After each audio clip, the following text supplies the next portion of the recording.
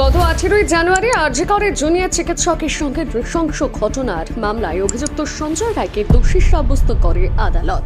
এরপর 20 জানুয়ারি তাকে যাবজ্জীবন সাজা দেওয়া হয়। এমনকি বিচারক এদিন জানিয়েছেন আরজিকর ঘটনা বিরল থেকে বিরলতম ঘটনা নয়। এদিকে বিচারকের রায় শুনে হতাশ আন্দোলনকারীরা, এমনকি হতাশ হয়েছেন স্বয়ং মুখ্যমন্ত্রী মমতা ব্যানার্জি। রায় ঘোষণার পর যাতে সঞ্জয় রায়ের সর্বোচ্চ শাস্তি হয় তার জন্য তিনি হাইকোর্টের দ্বারস্থ হয়েছেন। একদিকে যখন তিনি এই ঘটনা নিয়ে হতাশা প্রকাশ করেছেন, উল্টোদিকে সেই সময় বোমা ফাটালেন অমিত মালব্য। মুখ্যমন্ত্রীর বিরুদ্ধে তুললেন বিরাট অভিযোগ। সোশ্যাল মিডিয়া একটি পোস্টে তিনি দেখিয়েছেন তদন্ত প্রক্রিয়া ঠিক কোথায় কোথায় ত্রুটি রয়েছে। আন্দোলনকারীরা বারংবার একটাই অভিযোগ তুলেছেন যে তদন্ত প্রক্রিয়ার গাফিলতি রয়েছে। এবারে সেটাই চোখে আঙুল দিয়ে দেখিয়ে দিলেন ভারতীয় জনতা পার্টির আইটি সেলের জাতীয় আহ্বায়ক অমিত মালব্য। তিনি ঠিক কি অভিযোগ তুলেছেন? তার মতে, মুখ্যমন্ত্রীর অঙ্গুলি হেলনে কলকাতা পুলিশ এবং হাসপাতাল প্রশাসন এই নৃশংস ঘটনা ধামাচাপা দিতে পেরেছে। আর এর বিরুদ্ধে তিনি প্রমাণও দেখিয়েছেন। রায়ের 149, 150, 151 পাতার প্রতিটি বিষয় তুলে ধরে জানিয়েছেন ঠিক কিভাবে বিষয়টিকে ধামাচাপা দেওয়ার চেষ্টা হয়েছে। এই বিষয়ে অমিত মালব্য বর্ণনা করেছেন। 9/8/2024 ঘটনার দিন জেনারেল ডায়েরি করা হয় সকাল 10:10 নাগাদ। তবে জেনারেল ডায়েরি নম্বর 542 অননুমোদিত।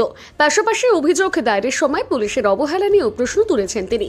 রায়ের যে 3টি পাতা তিনি সমাজ মাধ্যমে পোস্ট করেছেন তার বর্ণনাতে উল্লেখ করেছেন যে অভিযোগ দায়ের করার জন্য নির্যাতিতার বাবা মাকে সন্ধ্যে 6টা পর্যন্ত অপেক্ষা করতে বলা হয়। এখানেই বোঝা যাচ্ছে প্রথম থেকে পুলিশ প্রশাসনের ভূমিকা ঠিক কেমন ছিল। শুধু তাই নয়, ইন্সপেক্টর রূপালী মুখার্জির ভূমিকা নিয়ে প্রশ্ন তুলেছেন তিনি।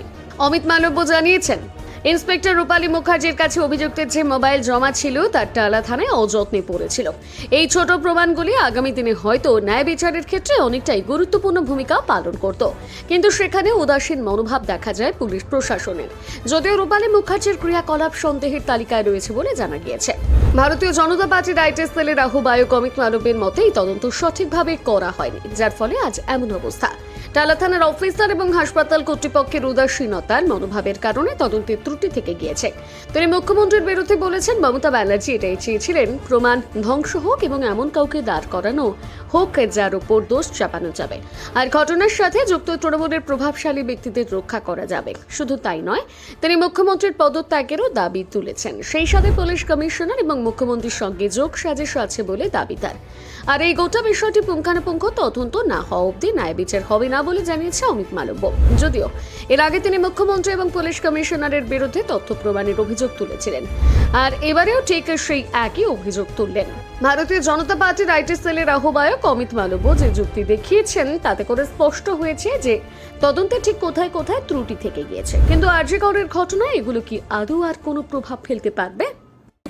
বাংলা হান্টের আরও খবর দেখতে নজর রাখুন। বাংলা খবর মানেই বাংলা হান্ট।